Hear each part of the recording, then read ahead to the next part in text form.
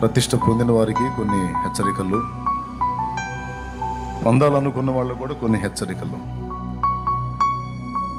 ఏర్పాటు దేవుడిది, ఎంపిక చేయాల్సింది దేవుడు. ఆత్మీయ నాయకుడు కూడా కొన్ని పరీక్షలు చేయాల్సి ఉంటుంది, అది దేవుని వాక్యంలో ఉంది. పరిచారకుడిగా ఒకరిని నియమించాలంటేనే వాడు టెస్ట్లో పాస్ అవ్వాలి, పరిచారకుడే.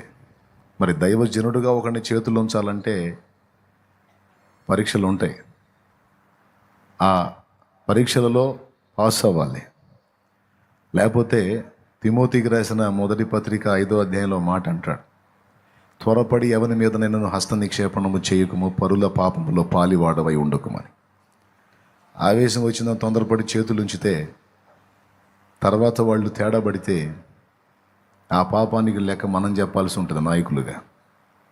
సరిగా చూడకుండా అలాంటి వాడిని ఎందుకు ప్రతిష్ఠించావు, సంఘానికి ఎందుకు అప్పచెప్పావు, సాక్ష్యం కాపాడుకోలేనోడు, తిరుగుబాటు మనసున్నోడు, పెడద్రపోడు, నడమంత్రపోడు, మిడినాలపోడు, బుద్ధిహీనుడు, వాడి బుర్రకు దోచినట్టు చేస్తాడు.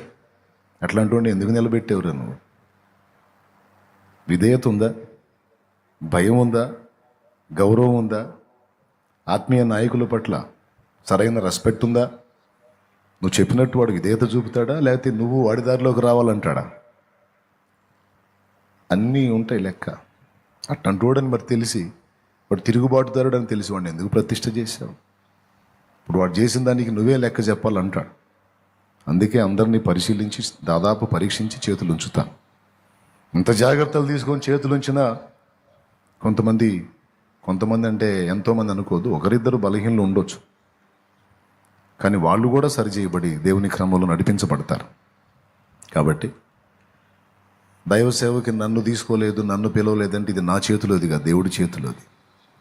ఆత్మీయ నాయకుడికి అందుబాటులో ఉండాలి, ఆత్మీయ నాయకుడికి అందుబాటులో ఉండాలి, శిష్యత్వం చేయాలి. అప్పుడు అంతేగాని ఏదో నీ లవ్ చూసి, నీ ఎత్తు చూసి, నీ బిల్డప్ చూసి చేతులుంచేది కాదు, విధేయత చూసి చేతులుంచేది. ప్రైజ్ ద లార్డ్, హల్లెలూయా. ఇది మొదటి సంగతి. ఈరోజు ప్రతిష్ఠింపబడినటువంటి వాళ్ళు దైవ సేవకు ప్రతిష్ఠింపబడ్డారు. నియమించింది పరిశుద్ధాత్ముడు. నియమించింది ఎవరు? పరిశుద్ధాత్ముడు.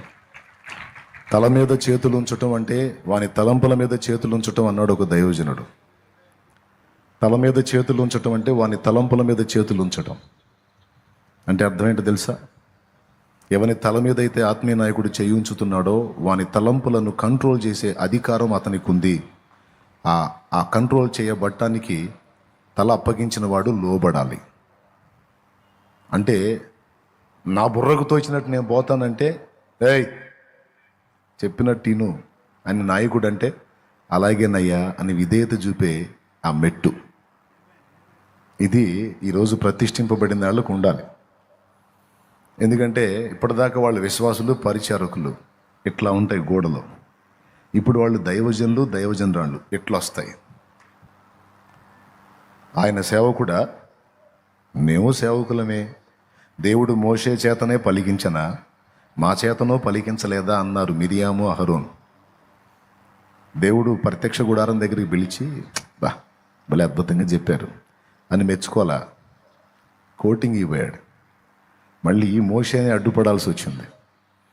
దైవజనుడికి వ్యతిరేకంగా సనగటం కానీ, గొనగటం కానీ, తిరుగుబాటు చేయటం కానీ, దైవజనుడి వెనక మాట్లాడుకోవటం కానీ. దైవజనుడు వినకపోవచ్చు, ఆయనకున్న ఈ చెవులు, ఆయన వింటాడు. అలాంటి సైకాలజీ ఎవరికైతే ఉందో వాడిని పక్కన పెడతాడు. ఇది డేంజర్ అని దేవుడే వాడిని విసర్జిస్తాడు. మోషే ఎక్కడ, అహరోన్ ఎక్కడ? 40 రోజులు కొండ ఎక్కి ఆ 40 రోజులు నేను వచ్చిన దాకా వెళ్ళిన జాగ్రత్తగా చూసుకోవాయా అని ఆ జనాన్ని అప్పగిస్తే అహరోన్కి, ఆయన కొండ దిగేసరికి దూడబొమ్మని చేసి వాళ్ళకి ఇచ్చి పండగ ప్రకటించాడు. దూడని ఎందుకు చేశావంటే వాళ్ళు చేయమన్నారు, నేను చేశాను అన్నాడు.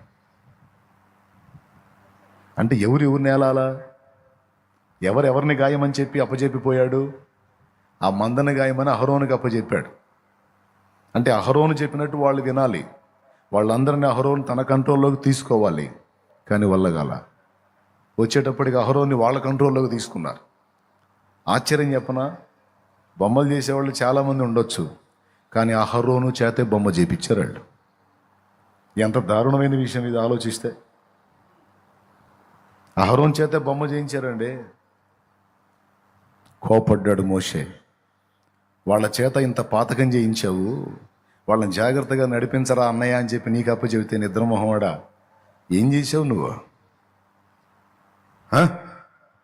వాళ్ళు చెప్పినట్టు చేస్తావా? నువ్వు చెప్పినట్టు వాళ్ళు వినాలా? నన్ను చంపుతారేమని భయం వేసిందయ్యా అంటే చచ్చిపో. ఎప్పుడైనా చచ్చేదేగా.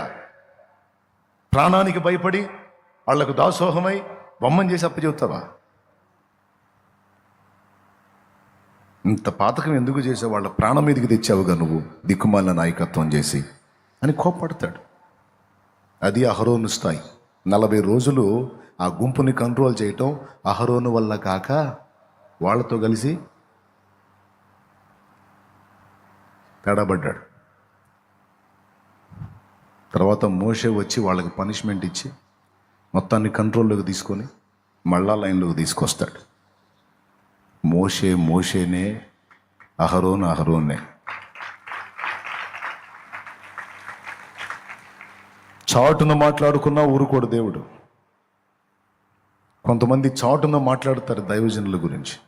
తప్పు. నిన్న చెప్పాను, నాలుక జాగ్రత్త అని.